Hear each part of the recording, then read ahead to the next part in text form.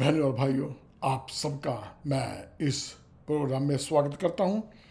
जैसे कि आप जानते हैं कि मैं मॉरिस सैमुअल हर बुधवार को और शनिवार को अमेरिकन सेंट्रल टाइम के मुताबिक सुबह 9 बजे और इंडियन स्टैंडर्ड टाइम के मुताबिक शाम को लगभग 7:30 बजे मैं आपको इस मंच पे मिलता हूं, जिसका नाम है वचन वाचा विश्वास। और मेरा ये पूरा विश्वास है कि आप खुदा के वचन को बड़ी संजीदगी के साथ सीख रहे हैं या ले रहे हैं या उसको मान रहे हैं या समझने की कोशिश कर रहे हैं। खुदा आप सबको बड़ी आशीष, बड़ी बरकत दे, क्योंकि मैं यही चाहता हूं कि और मैं ही नहीं बल्कि हर पासवान या हर परिचित यही चाहता है कि जब वो खुदा के वचन को सुनाएं तो जो सामने सुनने वाले हों वो उसको सीखें और 100 गुना फल लेके आने वाले हों। क्योंकि हमारे मसीह ने हमें यही सिखाया है कि अब हमें, जब हम वचन को सीख जाते हैं तो हमने सिर्फ अपने तक ही नहीं रखना बल्कि दूसरों तक ये खुशखबरी जो है इसको लेके जानी है। हमने हर वक्त वो दूध पीते बच्चे नहीं रहना है। जब हम सीख जाते हैं तो उस्ताद बनना है, अध्यापक बनना है, टीचर बनना है, ताकि हम जो हम जान गए हैं वो दूसरे भी जान लें और अपने जीवनों को यीशु मसीह के लिए वो तैयार कर सकें। तो जैसे कि आप जानते हैं कि मैं यही चाहता हूं कि मैं हर वक्त आपके सामने अच्छे बातें और अच्छे वचन में से जो कुछ भी मैंने सीखा है, जो मेरा अपना अभ्यास है, जो मेरा अपना एक्सपीरियंस है, मैं उसको भी आप तक शेयर करूं। ये मेरी हर वक्त कोशिश रहती है कि मैं वचन में से और जो मैं सीखा हूं मैं आपको एक टेस्टिमनी के रूप में भी आपके सामने उस वचन को शेयर कर सकूं। अगर आप मुझसे संपर्क करना चाहते हैं तो आप, ये सिर्फ उन लोगों के लिए है जो नए हैं, पुरानों को तो मालूम है, वो मुझे व्हाट्सएप पे कॉल कर सकते हैं। मेरा नंबर है 214-763-6061।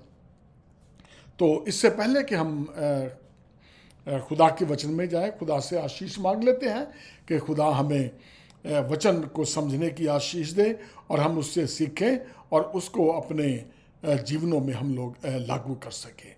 तो आइए हम अपनी आंखों को बंद करें और खुदा से दुआ मांगें।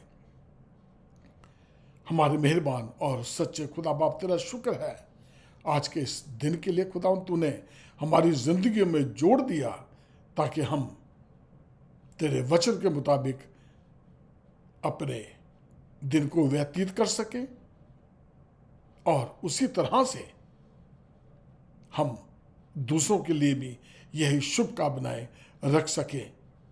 क्योंकि तेरा वचन बताता है कि जब भी जो भी करो खुदा की महिमा और उसकी प्रशंसा के लिए करें। हमारा उठना बैठना बोलना चालना सब बातों से तेरे नाम को इज्जत जलाल और महिमा मिलता रहे। मैं जबकि तेरे वचन को शेयर करने जा रहा हूँ खुदा बाप, बोलने वाला मैं नहीं बल्कि तेरा आत्मा मुझ में होकर बातचीत करे। जितने भी लोग सुने या देखें खुदा बाप, तू उन सबको आशीष देना और तेरे वचन को समझने की तौफीक देना। इस छोटी सी दुआ को सुना कबूल कर, तेरे प्यारे बेटे यीशु के नाम से मांगते हैं, आमीन। बहनों और भाइयों, मैं आप सबका एक बार फिर इस प्रोग्राम में स्वागत करता हूं। खुदा आपको बड़ी आशीष दे। और आइए हम खुदा के वचन में चलते हैं। भजन संहिता चैप्टर 126 उसकी 5 और 6वीं आयत मैं आपके सामने पढ़ूंगा। आप नोट कर लीजिए या खोल लीजिए मेरे साथ। भजन संहिता 126 चैप्टर और उसकी 5 से 6 2 आयतें पढ़ूंगा मैं।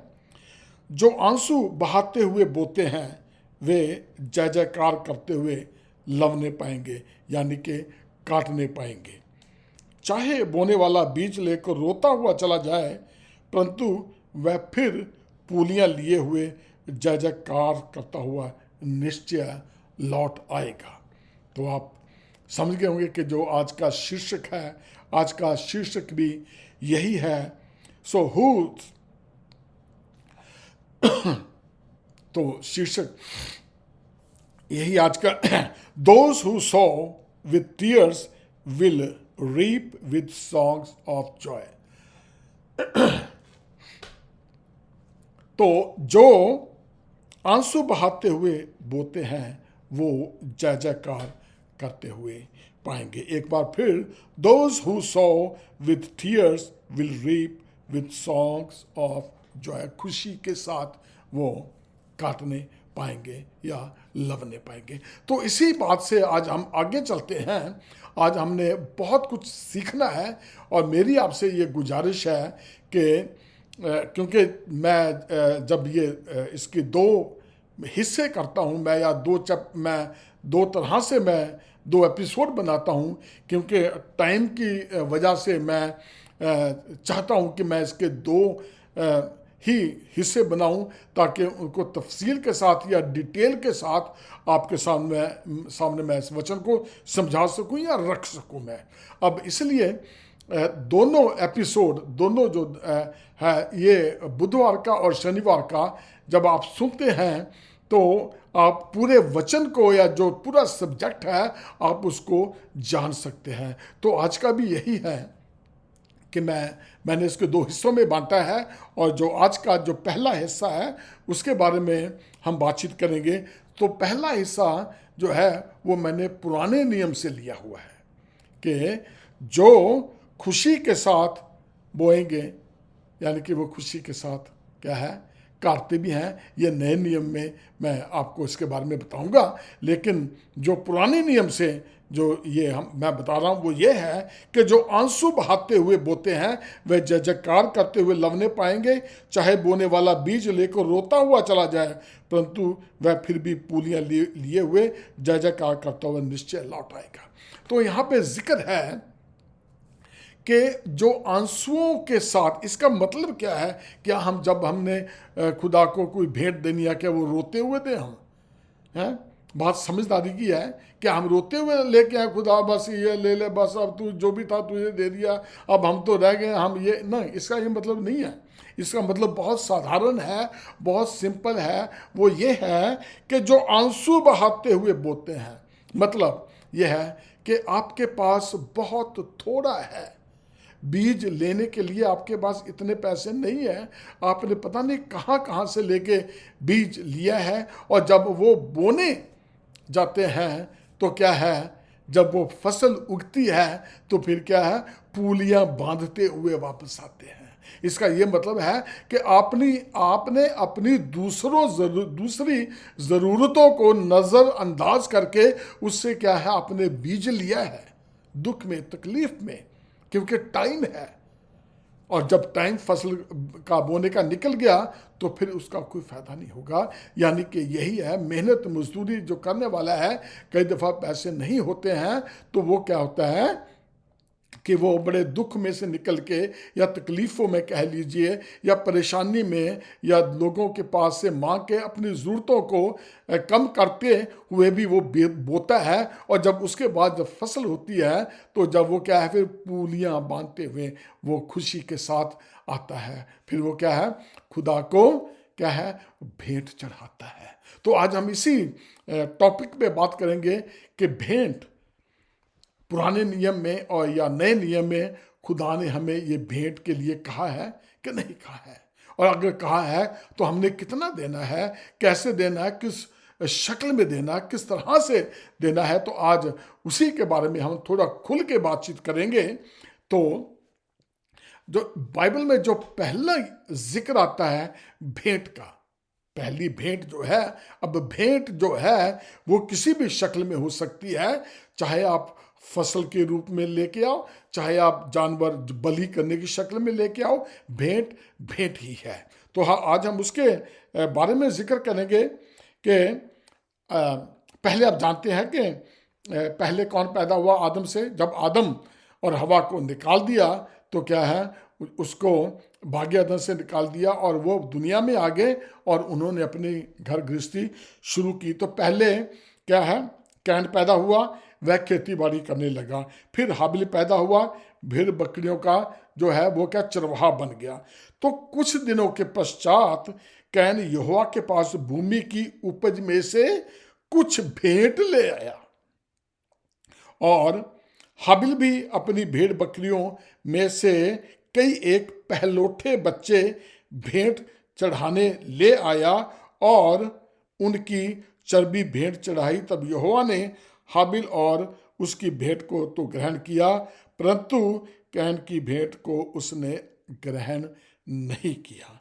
अब यहाँ पे सवाल ये उठता है, हाबिल और कैन को किसने कहा कि कुर्बानी लेके आओ या भेंट लेके आओ? बहुत बड़ा सवाल है और बाइबल इसके बारे में हमें बिल्कुल नहीं बताती। अब कई बातें ऐसी होती हैं कि जब हम अपने माँ बाप से सीखते हैं या माँ बाप सिखाते हैं, कई बातें हम जो हैं वो दुनिया वालों से सीख जाते हैं, कई बातें हम जब चर्च जाते हैं तो चर्च से सीख जाते हैं, कई बातें स्कूल जाते हैं स्कूल से सीख जाती हैं, कई बातें ऐसी होती है जो इंसान खुद ब खुद अपने एक्सपीरियंस से भी सीख जाता है। तो यहाँ पे देखेंगे, यहाँ पे किसी ने इनको हुक्म नहीं दिया कैन और हाबिल को, तो अब इन्होंने अपनी भेंट कैसे ली, इनको किसने कहा, किस तरह से हुई? तो मैं आपको अपना ये मेरा विचार है, क्योंकि बाइबल में सारी बातें इस तरह से नहीं लिखी गई हैं एक एक सेंटेंस करके, क्योंकि बाइबल हमें बताती है अगर इस तरह से लिखते तो पूरी जो बाइबल है वो दुनिया में ना समाती। जो भी लिखा गया है ये मेरे और आपके विश्वास को बढ़ाने के लिए गुड इनफ बहुत है, बहुत कुछ है, यही है। तो हम इसी से सीखेंगे कि खुदा ने किस तरह से हाबिल और कैन के मन में डाला या उनसे किसने कहा कि अपनी भेंट लेके आओ। ये मेरा अपना विचार है जो मैं आपके सामने रख रहा हूँ, ये बाइबल में नहीं है। तो आप जानते हैं कि जब आदम और हवा को बागी अदन से निकाला गया गुनाह के बाद, तो जब उन्होंने गुनाह किया तो क्या है, उन्होंने महसूस किया कि वो नंगे हैं। इससे पहले कुछ नहीं मालूम था क्योंकि इनोसेंट थे, कुछ गुनाह नहीं किया था, और खुदा आता था उनके साथ, बागियत में घूमता फिरता था, बातचीत होती थी। और जब वो बहकावे में आ गए, क्योंकि मैं इस चीज़ का ज़्यादा लंबा जिक्र नहीं करूँगा क्योंकि आपको इस सब कहानी का मालूम है, सिर्फ हम बेस मैं इसके ले रहा हूँ ताकि भी हम वहाँ से हम शुरू कर सकें आगे कहानी अपनी। तो खुदा ने क्या किया, वहाँ बागियतन में एक कुछ भी जानवर लिया और उसके चमड़े के अंग रखे, पहनाए और उनको पहना के उनको बाग से बागियत से बाहर निकाल दिया। और अब यहाँ पे मैं जो अपना ख्याल रख रहा हूँ मैं, तो ये है कि जब आदम ने और हवा ने देखा होगा कि भी एक जानवर के कपड़े हमें पहनाए हैं या बना के दिए हैं, तो हो सकता है कि आदम और हवा भी कभी ना कभी ये कुर्बानी देते होंगे। और वहाँ से और कैन और हाबिल ने भी देखा कि मेरे माँ बाप है कुर्बानी देते हैं, तो इस शायद वहाँ से उन्होंने सीखा हो। और आपने अय्यूब की कहानी भी सुनी है कि आप जानते हैं कि अय्यूब हर सुबह जब उठता था तो वो अपने बेटे और बेटियों के लिए वो कुर्बानियाँ चढ़ाता था, ताकि अगर मेरे बच्चों ने कोई गुनाह किया है तो क्या है, उनको उसकी माफ़ी मिल जाए, उसका यानी कि उसके बदले में वो ऐसी कुर्बानी देता था ताकि मेरे बच्चों ने क्या पता कब कोई गुनाह किया हो तो उनके ऊपर कोई भारी ना पड़ जाए, तो वो कुर्बानी देता था। और मेरा ये मानना है कि शायद हो सकता है कि हाबिल और कैन ने भी अपने माँ बाप को देखा हो, तो उन्होंने ये क्या है ये कुर्बानियाँ देनी या भेंट चढ़ानी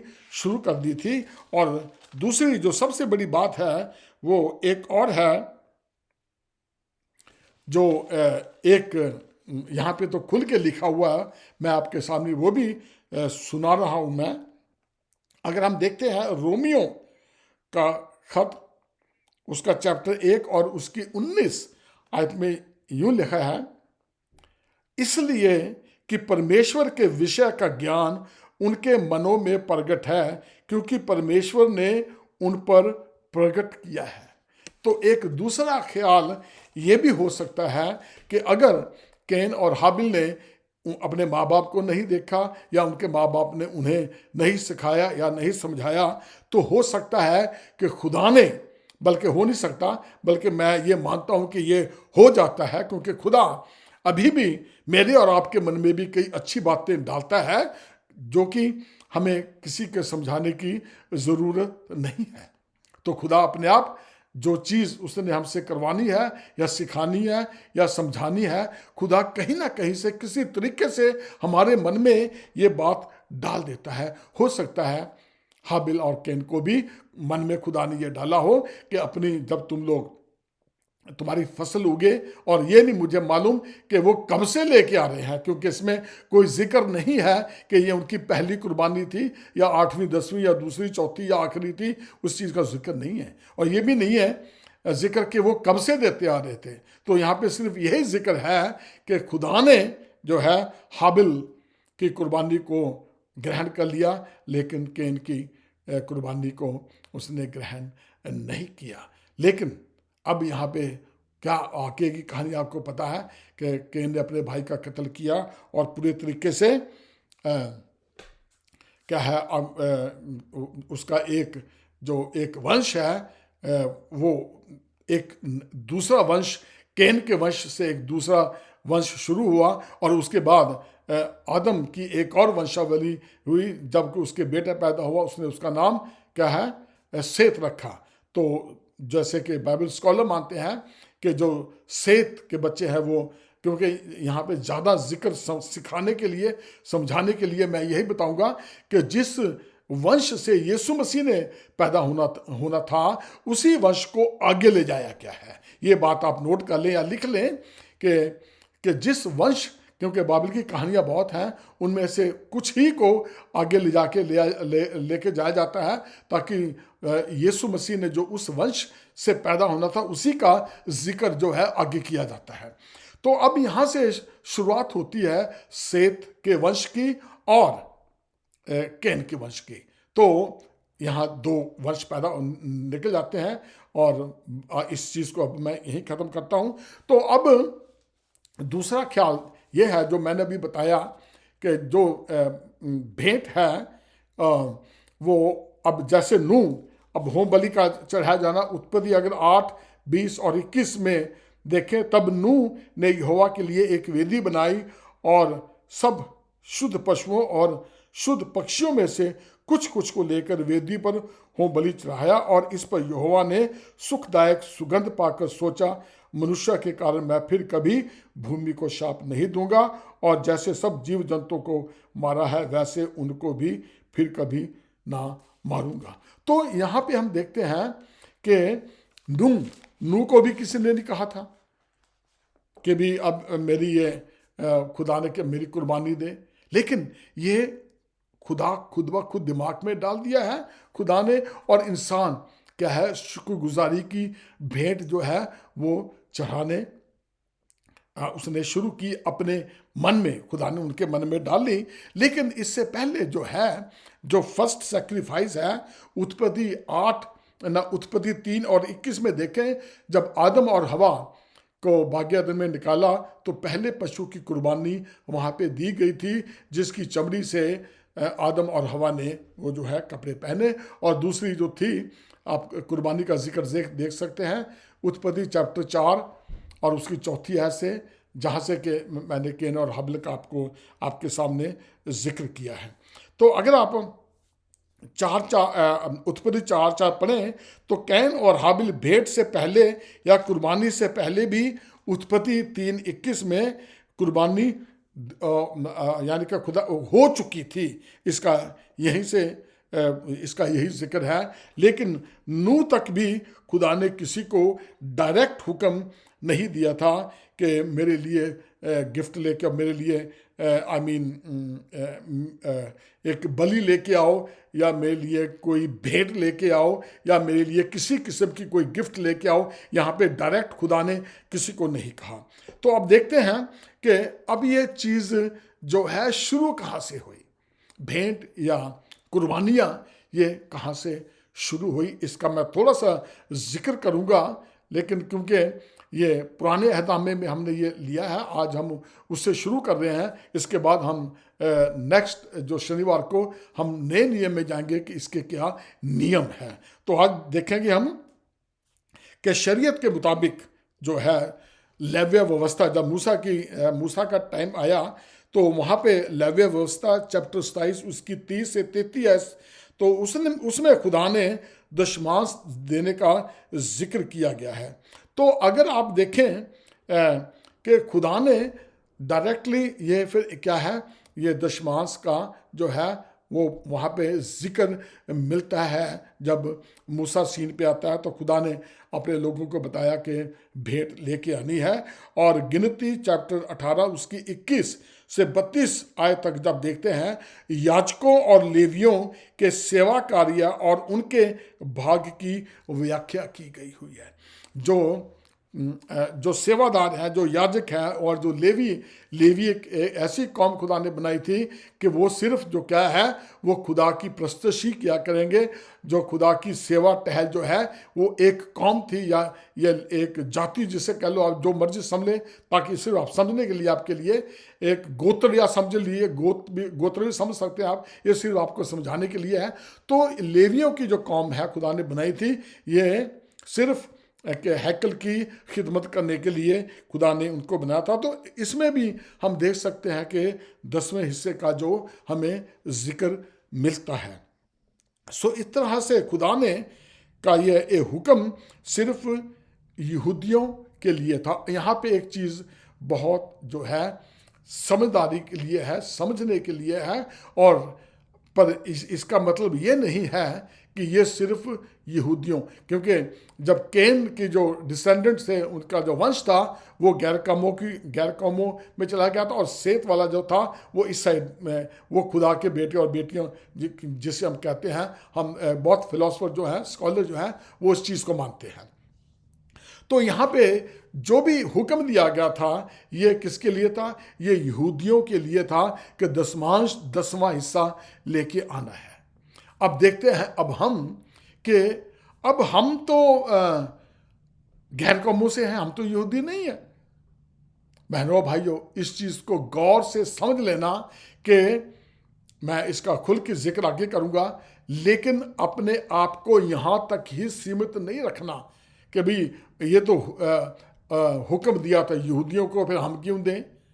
ऐसी बात नहीं है। मैं खुद दशमांश देता हूँ, मैं इसलिए नहीं कि मैं आपको बता रहा हूँ कि मैं बहुत अच्छा हूँ, लेकिन अगर पुराना नियम ना होता तो क्या है, नया नियम भी ना होता। जो पुराने नियम के रूल लागू होते हैं वो नए नियम में भी होते हैं। यीशु मसीह ने भी इसका जिक्र किया है, पर वो मैं आपको आगे चल के बताऊंगा कि यीशु मसीह ने दशमांश के लिए क्या कहा है। तो इस तरह से खुदा का ये हुक्म सिर्फ उस टाइम में वो जो यहूदियों के लिए था, गैर कौमों के लिए नहीं था। लेकिन जब हम यीशु मसीह को ग्रहण कर लेते हैं तो हम इस नियम को कि हमें समझ लग जाती है कि जब हम यीशु मसीह को ग्रहण कर देते हैं तो फिर ना कोई यहूदी, ना यूनानी, ना कोई छोटा, ना कोई बड़ा, ना तो क्या है, हम सब क्या है, हम एक बन जाते हैं, हम सब एक हो जाते हैं। तो वो सेम हुक्म जो है हमारे ऊपर भी लागू हो जाता है, क्योंकि जैसे मैंने बताया है कि जो भेंट है वो ये है कि जब हम अपने तंग हालत में भी, परेशानियों की हालत में भी खुदा के लिए कुछ देते हैं तो क्या है, खुदा उससे प्रसन्न होता है। खुदा को जरूरत नहीं है, लेकिन इसके बावजूद भी अगर हम देखें कि हमें देना चाहिए, क्योंकि अगर कोई धर्म ऐसा नहीं है, मुझे सब धर्मों की नॉलेज नहीं है, क्योंकि मैंने अपने मसीही धर्म के बारे में मैंने ज्ञान लिया हुआ है, बाकी थोड़ी बहुत ही मुझे नॉलेज दूसरे धर्मों की भी है। लेकिन हर एक मजहब में क्या है, कहीं ना कहीं दान पुण्य करते हैं या दशमांश देते हैं।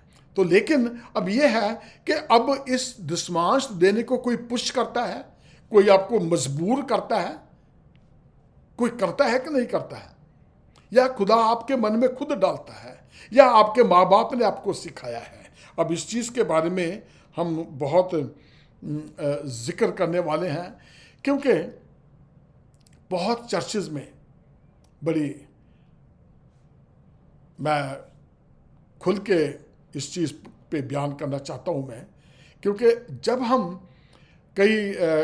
हम दशमांश देते हैं तो वो तो देना ठीक है, लेकिन कई तरह से जब चर्चेस को ज़रूरत होती है या किसी और संस्थाएं, बहुत धर्म हैं, उनको ज़रूरत होती है, तो क्या है वो लोगों के पास जा के जब हम वो फिर पैसे मांगते हैं, या यूँ कह लीजिए कि उन्हें दबाव डालते हैं, या यूँ कह लीजिए उन्हें लालच देते हैं, तो ये इस चीज़ की जो है बाइबल हमें इजाज़त नहीं देती, पुश करने की हमें इजाज़त नहीं देती, या हमें किसी को लालच में डालने की इजाज़त हमें बाइबल नहीं देती है। क्योंकि यहाँ पे कई दफ़ा देखा गया है कि संस्थाएं ऐसी हैं जो कहती हैं कि हमने बिल्डिंग बनानी है, हमने ये करना है, हमने ये चीज़ चाहिए है, इतना पैसा दो तो हम तुम्हारा नाम की लिस्ट यहाँ पे लगाएंगे, और जो ज़्यादा पैसा देगा उसका नाम दीवारों पे खुदवाएंगे या दरवाज़ों खिड़कियों पे खुदवाएंगे। अगर कोई इस तरह से पैसे मांगता है तो ये क्या है, ये खुदा के या बाइबल के अगेंस्ट है। बाइबल में इस चीज़ का जिक्र कहीं नहीं मिलता है कि जहाँ पे ये कहा गया हो इतने पैसे लेके आओ तो हम तुम्हारा नाम लिखेंगे दरवाज़ों पे या खिड़कियों पे या दरवाज़ों पे, या तुम्हारा इज्जत किया जाएगा, या तुम ज़्यादा दोगे तो तुम्हारे लिए आगे कुर्सी रखेंगे, वगैरह वगैरह। तो इस चीज़ का मैं खंडन करता हूँ कि बहुत खुल के कि हमें इस चीज़ के बारे में कभी भी लोगों को पुश नहीं करना चाहिए, या लालच नहीं देना चाहिए, या चालाकी के साथ उनसे पैसा, ये हो गया कि उनसे पैसा निकलवाना कैसे है। तो हमने बल्कि उनके लिए दुआ करें कि खुदा, क्योंकि बंदोबस्त तो खुदा ने करना है, उनके दिलों में किसने डालना है, खुदा ने डालना है। आप सिर्फ क्या है, खुदा से दुआ करें कि हमारी ये ज़रूरतें हैं खुदा बाप, हमारी इस चर्च की ये ज़रूरतें हैं, खुदा को कोई इसकी ज़रूरतों को पूरा करने के लिए कोई ना कोई खुदा किसी ना बहाने किसी ना किसी को सामने लेके आएगा जो कि इस ज़रूरतों को हमारी पूरा करेगा। तो अब मेरी यही गुजारिश है आपसे कि अब ये ना सोचना कि भी मैंने ये कहा था कि ये सिर्फ यहूदियों के लिए है।